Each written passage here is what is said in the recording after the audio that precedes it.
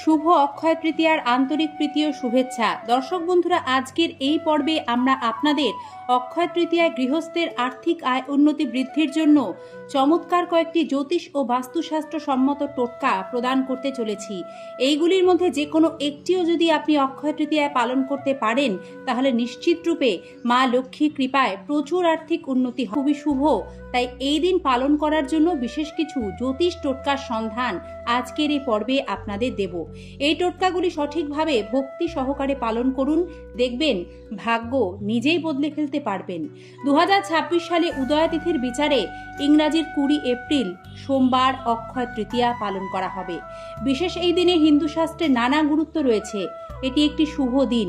গৃহপ্রবেশ থেকে দোকান উদ্বোধন, যে কোনো শুভ কর্মের সূচনা এই দিন করা যেতে পারে।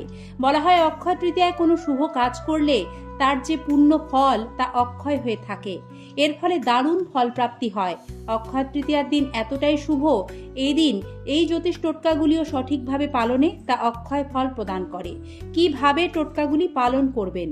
সর্বপ্রথম আমরা কম বেশি সকলেই জানি অক্ষয় তৃতীয়ার দিন সোনা রূপো কেনা খুবই শুভ।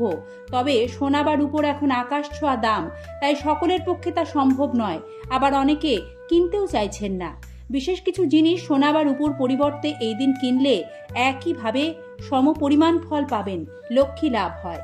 এই দিন নুন, হলুদের গাঁট বা গুঁড়ো হলুদ, তুলো, মাটির প্রদীপ বা মাটির কলসি, কড়ি, জব কিনতে পারেন, কারণ শাস্ত্রে জবকে স্বর্ণ সমতুল্য ধরা হয়। এইগুলি অক্ষয় তৃতীয়ায় বাড়িতে কিনে আনলে মা লক্ষ্মী আপনার সংসারে সর্বদা বিরাজ করবেন। অক্ষয় তৃতীয়ার দিন অবশ্যই বাড়িতে ভালো চাল কিনে এনে চাল রাখার জায়গায় রেখে দিন।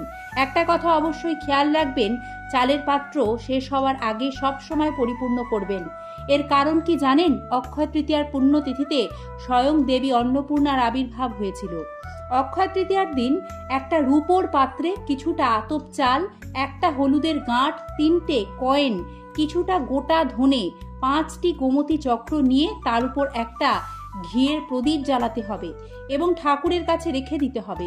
পরের দিন সকালে প্রদীপটি কোনো গাছের নিচে রেখে দিন এবং বাকি সামগ্রীগুলো একটি নতুন লাল কাপড়ে বেঁধে আপনার অর্থ সঞ্চয় জায়গায় রাখুন। আপনি ব্যবসা স্থানেও রাখতে পারেন।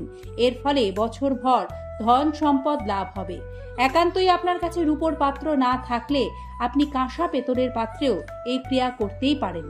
অক্ষয় তৃতীয়ার দিন বাড়িতে যেখানে আটা সঞ্চয় করে রাখেন সেই আটা রাখার জায়গায় একটা 5 টাকার কয়েন রাখুন।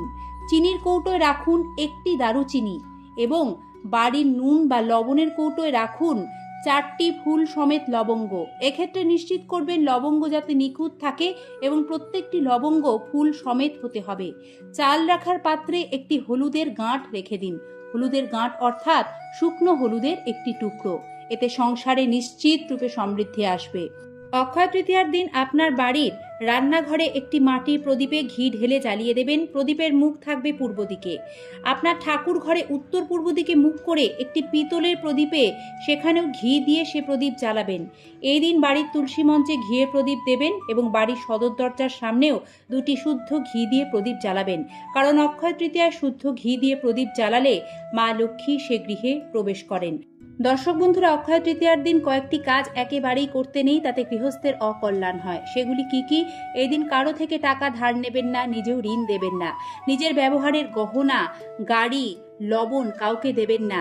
জানবেন নুন বা লবণে স্বয়ং মা লক্ষ্মীর বাস। নুন বা লবণ কাউকে দান করলে সংসারে চরম দারিদ্র্য আসে। এদিন কালো বা নীল জামা কাপড় পরবেন না, আমিষ খাবার খাবেন না। অক্ষয় তৃতীয়া। ধন্যবাদ সম্পূর্ণ পর্ব দেখার জন্য।